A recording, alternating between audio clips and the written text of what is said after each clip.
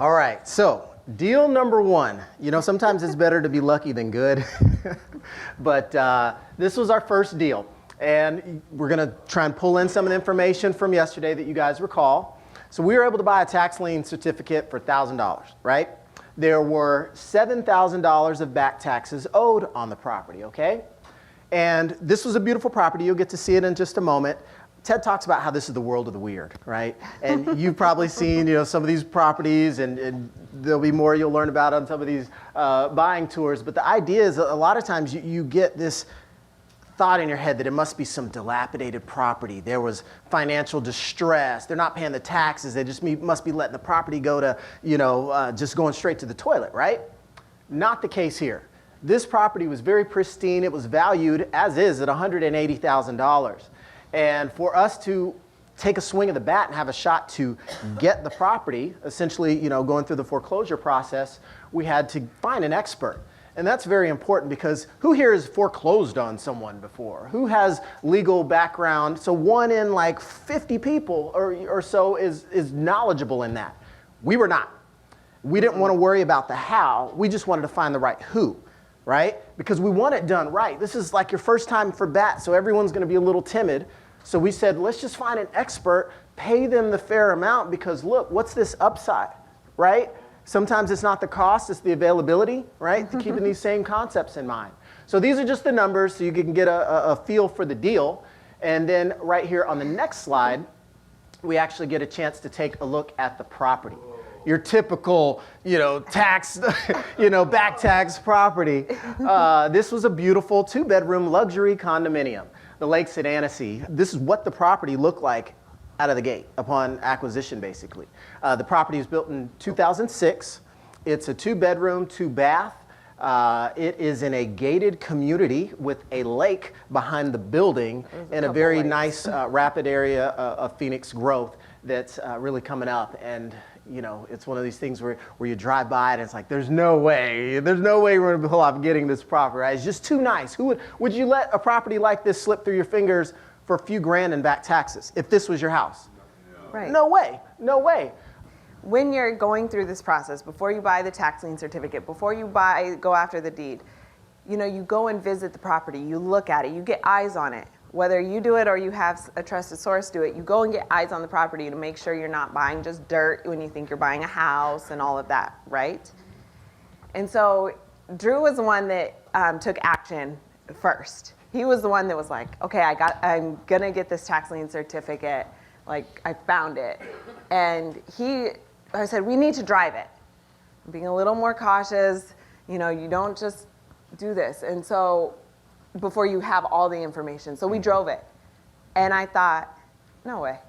I was just like, okay, no way, not a chance. And I was like, okay, just go ahead and buy the tax lien certificate. We'll get the return on the interest. That's the worst that can happen, right, is you get the interest. And then after we own the tax lien certificate and while you're in that waiting phase before you can foreclose, you sit there and you think, don't pay the taxes, don't pay the taxes, don't pay the taxes. Yeah. And he would bring it up here and there and talk about this property. And I'm just like, stop talking about the taxes. Stop talking about it. I don't want to talk about it. I just want it to happen. Just let it happen. And it's that excitement. And you don't think that this is possible. You don't think that. So we thought, you know, at the odds of actually getting the property, this isn't even realistic, was part of what we thought, but there was something in me that felt and had this belief. Imagine that, you take a belief and combine it with some action and a little bit of know-how, and you mix that all up and some miracles can take place. And essentially the process went through and we sat and waited and we sat and waited and we sat and waited. That was a long 6 months. It seemed like a long time because we knew this property was a gem. I mean, at the time it had a published value of $180,000. So we're thinking, my goodness, we're in this thing for $11,000. We could get a property worth $180,000. It seemed like way too good to be true. Too good to be true. And you know what they say, if it's too good to be true, it probably is. Well, lo and behold, we get to the point where the attorney contacts us and says, hey, we're going to have a court date here soon. There's been no response. The original owners were outside across the border, and they said for, you know, the due process, they even sent a process server up to Canada to the previous address of record, you know, from all their research that they could find, and there was nobody around to say, hey, that's my property, I'll pay the bill. And so when he found out we had a court date, I said, is it okay if I just show up and kind of sit quietly in the back like a fly on the wall? He said, yeah, that's fine. I was like, oh my gosh, this is so cool. And my heart's just do-do-do-do-do-do. So I show up to court, and the idea of showing up to court, I don't care if it's for jury duty. There's a certain psychological, she watches Law and Order and SVU and some of that stuff. And it's like, oh my gosh, I need to like dress up. I'm going to court today. And so I go sit in the back, and the judge calls my lawyer up, calls up the attorney. There's no one on the other side of the table. And so he happens to mention that his client's in the room, and the judge says, well, why don't we bring him up to the front so we can participate in this? And I'm like, well, what? I was just here to watch. And so he said, relax, son, just have a seat. I'm asking you a couple questions. All I really need you to do is just, give me a verbal, just give me verbal confirmation that what the attorney is saying is true. Okay. So all I did is just let him do the talking. He's the hired expert. He spoke and gave the accurate, recount of the events. And he said, is this true based on all the facts you presented? Yes, sir. And then there were a couple other miscellaneous questions he had of the attorney, and then he said, okay. Here you go. You're now the owner of the property. And I'm sitting there thinking, it was kind of anticlimactic. I mean, we were in the courtroom for it wasn't even 30 minutes. Fast. It was really fast. It was really fast. And I'm thinking, this can't be real. So now we're the property owners, what do we do? What do we do with this thing?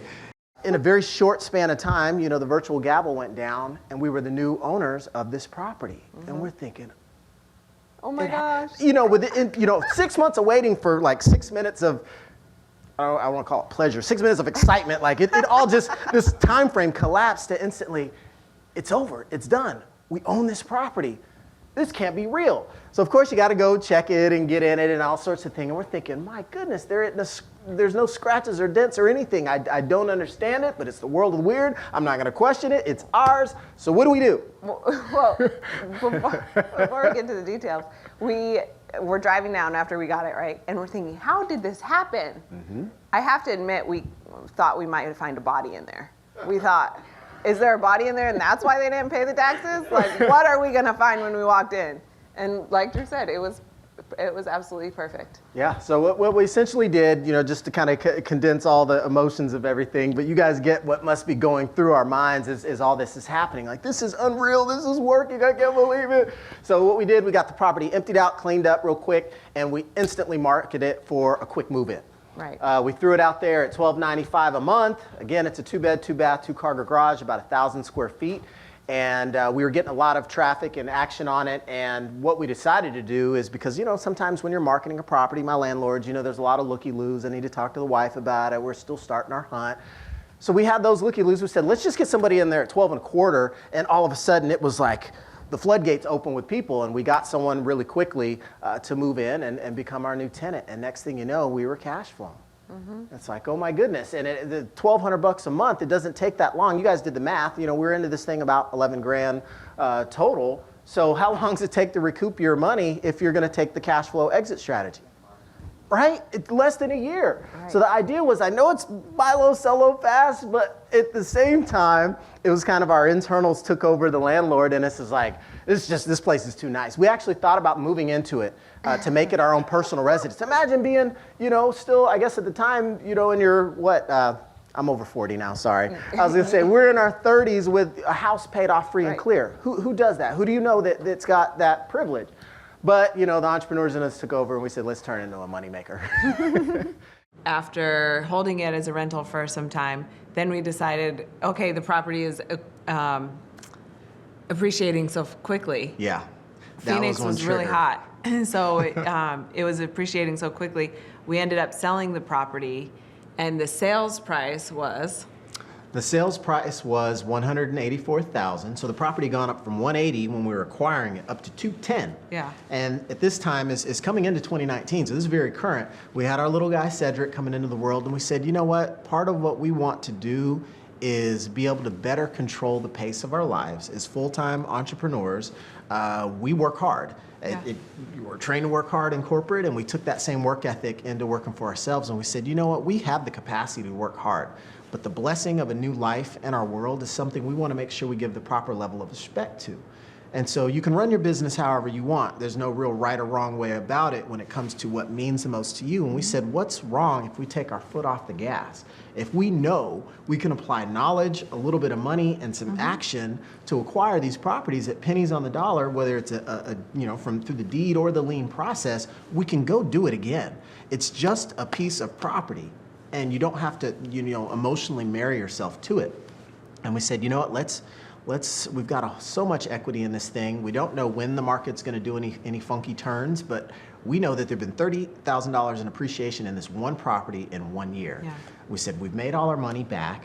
Let's leave something in there for the next homeowner or investor. So we put it out there on the market, sold it quickly. We didn't need to get the whole 210 that the market said and then run all these different people in there that had to pick if they wanted to buy it and make counter offers and this, that, and the other.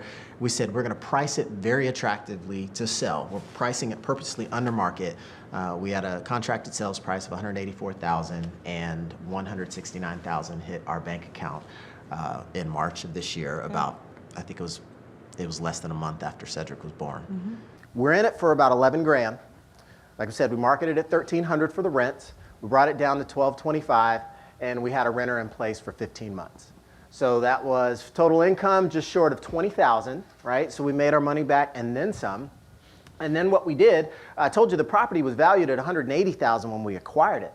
We rented it for just over a year, and then when we started to talk about selling it, we looked at what the values were. All of a sudden, just because Phoenix is a growth market, the Zillow value had shot up $30,000.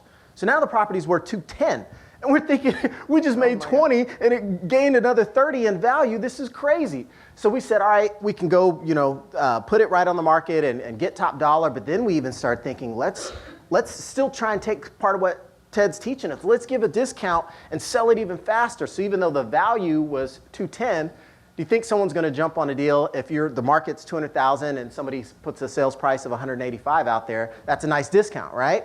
So we agreed to a sales price of $184,600, and after you let all everyone get their cuts and the fees, we walked away with $169,121 hit the wire in our account in March of this year for over $100,000 deal. It's crazy, right?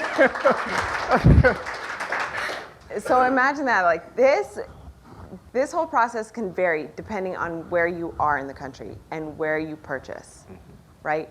And so you're sitting here, you just follow Ted. Follow Ted, find the deals that make sense for you. Find the locations that make sense for you. Find the properties that make sense for you. If you don't like condos, don't bid on tax lien certificates at the auction on condos. You talk through these things with Ted and with all the coaches, and you get access to the coaches. You know how many times we called our coaches through this whole lengthy process? A lot, because they're your resource, and you need somebody to talk through this with. All of a sudden, you have these thoughts come up that are like, this isn't going to happen, or what happens if, and you have all these what ifs, and then you call your coach, and they're like, this is how we get out of that, or this is how we move forward. And remember, your worst case scenarios, you get interest on a tax lien certificate, or you get the property. So it's incredible to have people that have your back through this whole process. Yeah. So important. So I mean, it's great to be able to celebrate something like this, but it wasn't like we just walked into the world of tax liens and deeds and said, yeah, we're just going to go do $170,000 on our first deal, and like we knew what to do. No, there was all sorts of questions, concerns, and support that we were able to get, which meant a lot. And so to Ted and your team, thank you for your support and helping us get paid. Absolutely.